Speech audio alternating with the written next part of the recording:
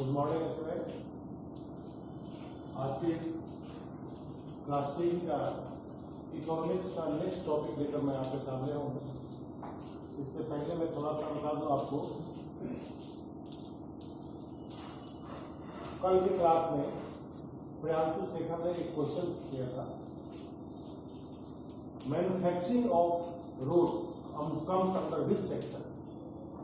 तो मैं बता दूं, यहाँ पे जो आपने इंग्लिश का जो टर्मिनोलॉजी यूज किया मैन्युफैक्चरिंग, वो राइट नहीं।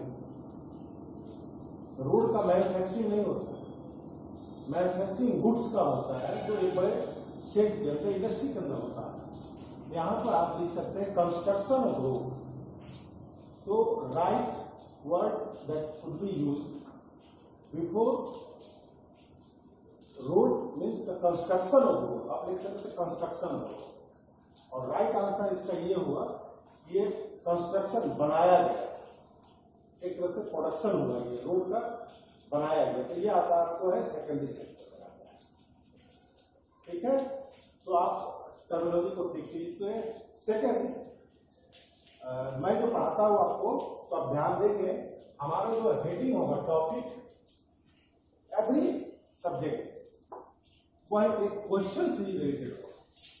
कल मैंने आपको पढ़ाया था sector of economy, primary sector, secondary sector और टर्शरी सेक्टर का बताया था। इससे भी 3-4 क्वेश्चन बनते हैं। तो वो टॉपिक से बनेगा, उसे आप फेयर करें, क्योंकि लास्टली फेयर का डिमांड आपका होगा इस एवरी सब्जेक्ट का। इसलिए मैं इसके पहले भी कह चुका हूं आपको, और आज भी कह रहा हूं all the students of fair line, कि आपको फेयर बनाना है तो द टॉपिक क्वेश्चन ये है। जैसे देखिए यहाँ पे लिखा हुआ है having importance of the tertiary sector. Question इससे बन सकता है, why the importance of tertiary sector are rising today. क्यों टर्शरी सेक्टर का इंपॉर्टेंस बढ़ता चला जा रहा है in compare to the primary sector और द सेकेंडरी सेक्टर, बढ़ता चला जा रहा है। तो क्वेश्चन बन जाएगा ये, तो आपको इसका बनाना है। अब देखिए आगे लास्ट इसको बता रहे हैं कैसे इसका बढ़ता चला जा रहा है इंपॉर्टेंस।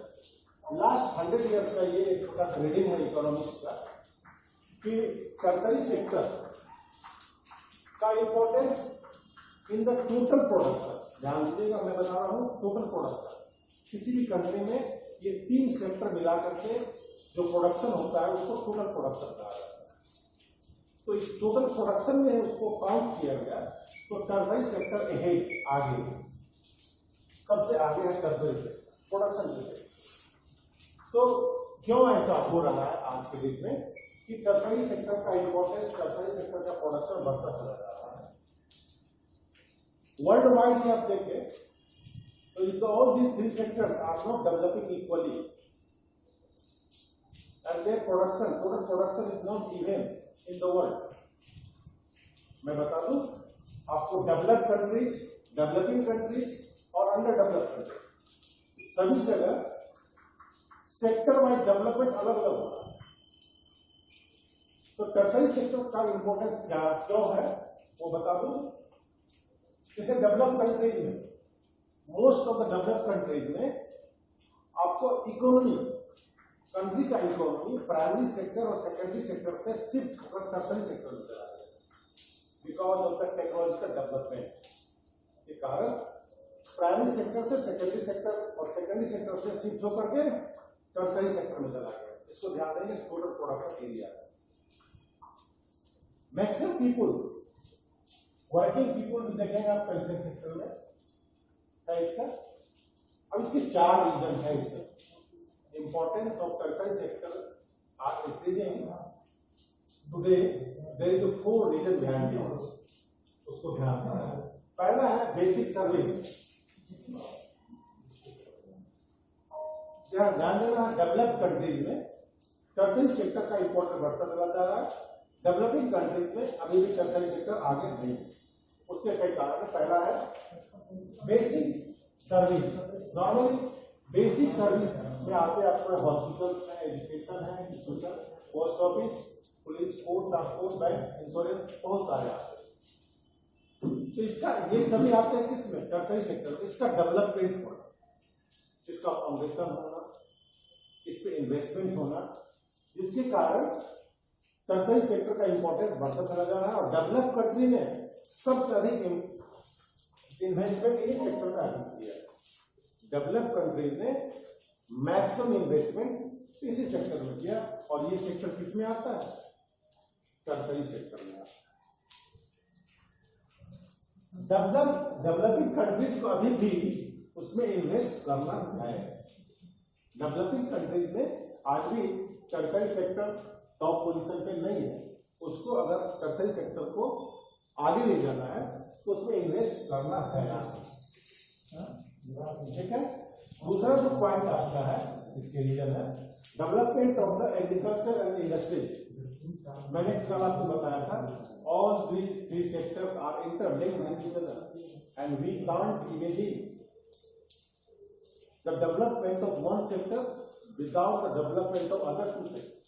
हम कल्पना भी नहीं कर सकते कि बिना किसी सहयोग से, किसी दूसरे सेक्टर के सहयोग से किसी एक सेक्टर का डेवलपमेंट हो पाएगा।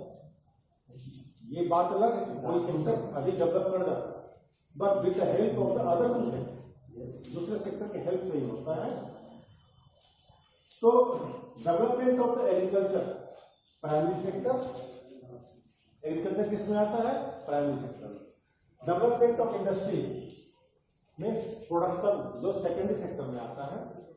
इस दोनों का मैक्सिमम डेवलपमेंट होना मीन्स टर्सरी सेक्टर का डेवलपमेंट होना। क्यों कि एग्रीकल्चर सेक्टर को और इंडस्ट्री सेक्टर को सर्विस प्रोवाइड करने का काम कौन करता है? टर्सरी सेक्टर करता है। अब देखिए कैसे करता है। बैंक से उनको लोन प्रोवाइड करना, उनके रॉ मटेरियल को, उनके प्रोडक्ट को एक जगह से दूसरी जगह पहुंचाना, ठीक है, उसको आईटी सेक्टर इंफॉर्मेशन देना, एजुकेशन से और हेल्थ से रिसोर्स कन्वर्ट करना, तो ये सभी काम आपको टर्सरी सेक्टर प्रोवाइड करती है, जो जिसको एग्रीकल्चर सेक्टर यूज करके प्राइमरी सेक्टर यूज करती है, जिसको इंडस्ट्री सेक्टर यूज करती है। तो जितनी अधिक एग्रीकल्चर सेक्टर का डेवलपमेंट होगा, एग्रीकल्चर सेक्टर में प्राइमरी सेक्टर का ग्रोथ जितना अधिक होगा, टर्सरी सेक्टर का ग्रोथ उससे भी कई गुना होगा। इंडस्ट्री सेक्टर का जितना ग्रोथ होगा उससे कई गुना भी ग्रोथ टर्सरी सेक्टर का होगा। थर्ड जो पॉइंट आपका है इनकम लेवल। जैसे ही प्राइमरी और सेकेंडरी सेक्टर का ग्रोथ होता है तो पीपुल का इनकम लेवल बढ़ता है, और पीपुल का इनकम लेवल बढ़ता है तो वो न्यू सर्विसेज डिमांड करने लगते हैं, और उस न्यू सर्विस को प्रोवाइड करने का काम टर्सरी सेक्टर करता है, तो टर्सरी सेक्टर डेवलप होता है। थोड़ा सा देख लीजिए, चलिए एक फार्मर का पहले एग्रीकल्चर डेवलप मीन्स उसके खेतों में प्रोडक्शन अच्छे नहीं हो रहे, लेकिन डेवलपमेंट होने के बाद उसके खेतों में जब डेवलपमेंट उसके नहीं हो रहे थे तो उसके बच्चे पढ़ने स्कूल नहीं जा रहे क्योंकि वो एफोर्ड नहीं कर पा रहा, अच्छे हाइजीन फूड प्रोवाइड नहीं कर पा रहा और अच्छी हेल्थ फैसिलिटी नहीं दे पा रहा था क्योंकि उसके प्रोडक्शन अच्छे नहीं हो रहे थे। जैसे उसका उस लैंड में प्रोडक्शन, उसकी फर्टिलिटी बढ़ी, उससे प्रोडक्शन स्टार्ट हुआ, तो उस फार्मर ने क्या किया, अपने बच्चे को स्कूल भेजना स्टार्ट कर दिया, उसे अच्छे कपड़े देना प्रोवाइड किया, उसे अच्छे हाइजीनिक फूड प्रोवाइड करना शुरू कर दिया। तो ये 3 डिमांड बढ़ गई उस फार्मर के लिए। तो ये 3 डिमांड कहां से आता है? टर्सरी सेक्टर से। तो आपको बता दूं कि एग्रीकल्चर सेक्टर और इंडस्ट्रियल सेक्टर का डेवलपमेंट होने के बाद अगर पीपुल का इनकम लेवल ग्रोथ करता है तो निश्चित ही वो टर्सरी सेक्टर से प्रोडक्ट किए जाने में गुड्स का डिमांड करेंगे और टर्सरी सेक्टर का डेवलपमेंट होगा। Fourth point, development of the IT sector. Recent days में, लास्ट कई सालों में आपने देखा कि IT sector, information technology sector में स्पीडली डेवलपमेंट हुआ, जो प्राइमरी सेक्टर और सेकेंडरी सेक्टर को हेल्प करता है आगे बढ़ने में। तो आईटी सेक्टर इसमें आता है। तो ये 4 आपके पॉइंट ऐसे हैं जिसके कारण से वर्ल्ड वाइड टर्सरी सेक्टर का इंपॉर्टेंस बढ़ता चला जा रहा है in compare to the primary और द सेकेंडरी सेक्टर। ठीक है।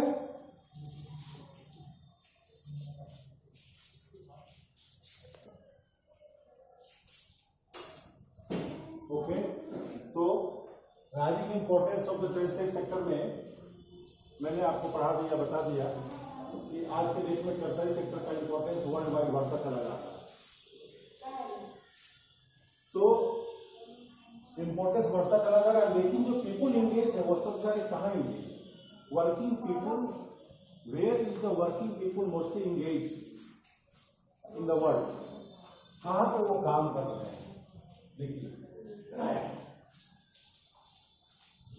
जीडीपी में तीनों सेक्टर का शेयर होता है प्रोडक्शन में। जीडीपी में तीनों सेक्टर का प्रोडक्शन मतलब ग्रोथ डेवलपमेंट प्रोडक्शन किसी भी कंट्री का।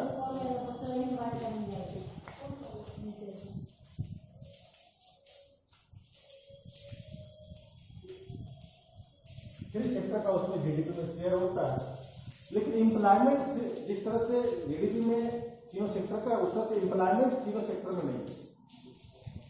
यहाँ कहने का मतलब था जीडीपी में तीनों सेक्टर का शेयर है जिस तरह से, उस हिसाब से पीपुल का एंगेजमेंट कहिए या पीपुल का एम्प्लॉयमेंट कहिए उस सेक्टर में नहीं। अब थोड़ा सा पीछे चलकर देखते हैं, 1973 to 2000 तक का रिकॉर्ड देखिए।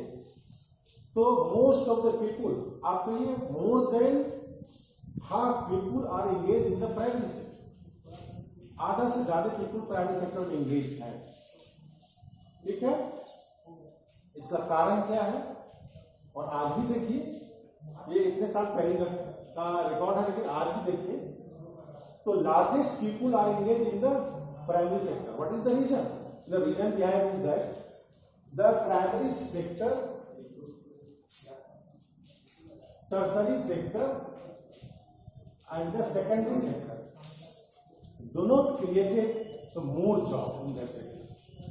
कहने का मतलब था टर्शरी सेक्टर और सेकेंडरी सेक्टर ने मैक्सिमम जॉब क्रिएट नहीं। अगर ये मैक्सिमम जॉब क्रिएट करते तो पीपल का शिफ्टिंग होता और वर्कर्स का शिफ्टिंग होता from the primary sector to the secondary और सेकेंडरी टू द टर्शरी। ये शिफ्टिंग हुए हैं, बट अकॉर्डिंग टू जीडीपी नहीं हो पाया। जीडीपी में शेयर देख लीजिए आप किसका। आज भी जीडीपी में प्राइमरी सेक्टर का शेयर मात्र 25% है। आज भी जीडीपी में अगर देश का जीडीपी 100 है तो मात्र 25 शेयर किसका? प्राइमरी सेक्टर का। और पीपुल कितने एंगेज हैं? More than half working people are engage in the primary sector. ये there is a share in the GDP is 25%। It is the question. तो क्या होता है? हाफ पीपुल इंगेज हैं और प्रोडक्शन 25% दे रहे हैं। उसके पीछे रीजन क्या है कि पीपुल और वर्किंग पीपुल जो है उनमें स्किल डेवलपमेंट नहीं हो पाया है, उसमें क्वालिटी डेवलपमेंट नहीं हो पाया, उनकी ट्रेनिंग नहीं हो पाई है। अगर उनकी ट्रेनिंग उनमें स्किल डेवलप होता तो वो शिफ्ट करते किसमें? टर्शरी सेक्टर में और सेकेंडरी सेक्टर में शिफ्ट। तो वो करेंगे तो क्या करेंगे? लास्ट में उन्हें मजबूरन प्राइमरी सेक्टर में इंगेज होना पड़ेगा। और वो जो पीपुल इंगेज है उनको कहते हैं अंडर एम्प्लॉयड बोलते हैं। इसलिए बोलते हैं कि उनके उस सेक्टर में रहने और न रहने से प्राइमरी सेक्टर का जो प्रोडक्शन है वह आपको उस पर किसी प्रकार का इफेक्ट नहीं पड़ने वाला है। इमेजिन करें एक किसान के पास 2 एकड़ जमीन है और किसान के पास 2 एकड़ जमीन है, खुद वह भी है, उसके 4 लड़के हैं। अगर किसान के 2 लड़के उसमें से शिफ्ट कर जाते हैं सेकेंडरी और टर्शरी में, there is no change in the production. कोई प्रोडक्शन में चेंज नहीं आता है। तो इससे मतलब ये निकलता है किसान के 2 बच्चे वहां पे बेवजह इंगेज, और वो जो इंगेजमेंट था उसको कहा गया अंडर एम्प्लॉयमेंट। अगर उसके शिफ्ट होने से प्रोडक्शन में किसी प्रकार का चेंजेज आता तो समझ पाते कि वो एम्प्लॉयड है।